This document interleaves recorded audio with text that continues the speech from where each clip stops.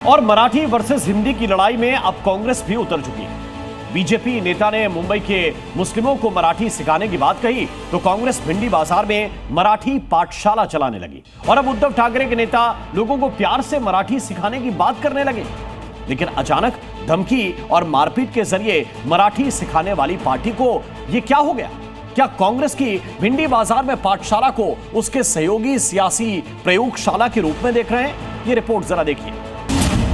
मुंबई में मराठी की पाठशाला या सियासी प्रयोगशाला, उठे विरोध के स्वर तो ठाकरे बंधुओं के बदले सुर।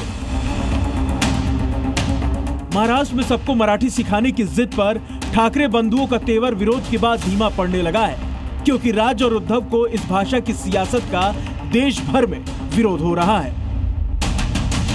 साथ ही मुंबई की मुस्लिम इलाकों में मराठी न बोलने और उन इलाकों में ठाकरे के कार्यकर्ताओं के न जाने को लेकर लोग सवाल उठा रहे हैं, जिसके बाद अब उद्धव के सहयोगी कांग्रेस ने भिंडी बाजार में मुस्लिमों के लिए मराठी पाठशाला आयोजित की और सबको मराठी सीखने की बात कही, क्योंकि कांग्रेस को इस हिंदी वर्सेस मराठी के विवाद में अपना वोट बैंक दिखा और मराठी सिखाने के नाम पर, मराठा अस्मिता के नाम पर कुछ सिंपैथी भी मिल जाएगी और ये कॉकटेल सियासी तौर पर फायदेमंद भी साबित हो सकता है।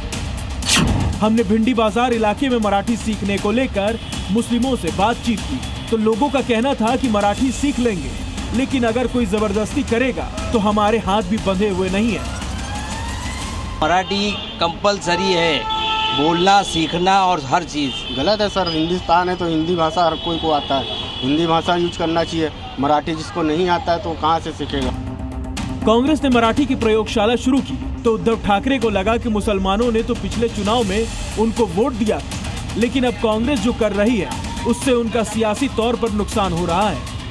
इसीलिए अब उद्धव गुट के नेता प्यार से मराठी सीखने की वकालत कर रहे हैं। नॉर्थ और साउथ इंडियन को गुलाब का फूल और मराठी भाषा सीखने की किताब बांट रहे हैं। लेकिन उस समय ये नेता कहां छिप जाते हैं जब इनके कार्यकर्ता भाषा के नाम पर लोगों को पीटते हैं।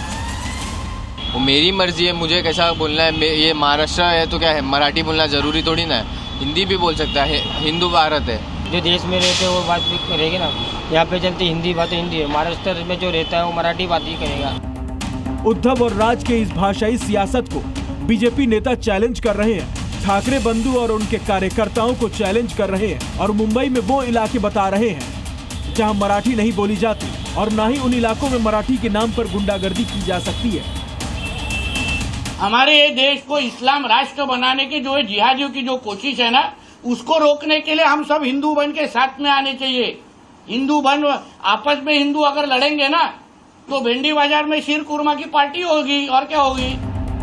हिंदी वर्सेस मराठी के विवाद में मुस्लिम और कांग्रेस की पाठशाला शुरू होने के बाद क्या अब मन से मराठी मुद्दे पर नरम रुख अपनाएगी? मराठी भाषा और अस्मिता की राजनीति में ये पाठशाला और प्रयोगशाला से कितना फायदा होता है, आने वाले चुनाव में देखना काफी दिलचस्प होगा। ब्यूरो रिपोर्ट, जी मीडिया।